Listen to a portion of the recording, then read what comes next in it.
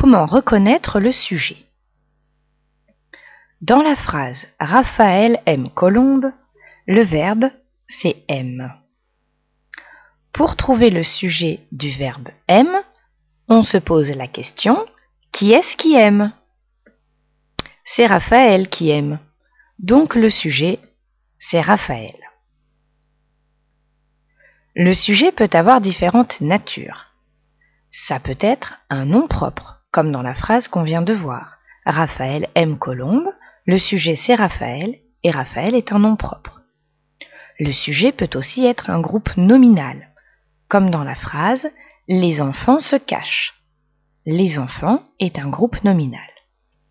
Le sujet peut aussi être un pronom personnel, je, tu, il, etc., comme dans la phrase « Il se cache ». Attention, quelle que soit la nature du sujet, le verbe s'accorde toujours avec le sujet. Les enfants se cachent, on écrit ENT à la fin du verbe parce que le sujet est au pluriel. Parfois, il est un peu plus difficile de retrouver le sujet. Par exemple, lorsque le sujet est inversé. Généralement, le sujet se trouve devant le verbe, mais parfois, il peut se trouver après. « As-tu mon stylo ?» demande Marine. « Non, je te l'ai rendu tout à l'heure » répond Léa. Le sujet du verbe « a », c'est « tu », et pourtant le sujet est derrière le verbe. Même chose pour Marine, qui demande, et Léa, qui répond. Dans tous ces cas, le sujet est inversé. Dans d'autres cas, le sujet peut être séparé du verbe par plusieurs mots. Simon, anxieux à l'idée d'être en retard, se met à courir. On voit bien qu'il y a de nombreux mots entre le sujet et le verbe. Le sujet peut aussi être le sujet de plusieurs verbes.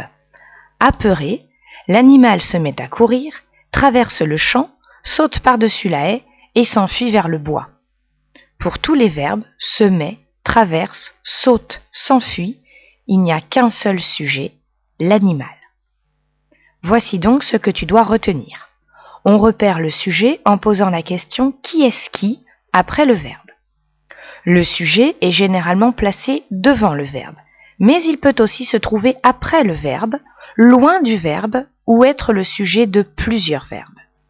Le sujet peut être un groupe nominal, un nom propre ou un pronom personnel. Et quelle que soit sa nature, le verbe s'accorde toujours avec le sujet. À demain en classe.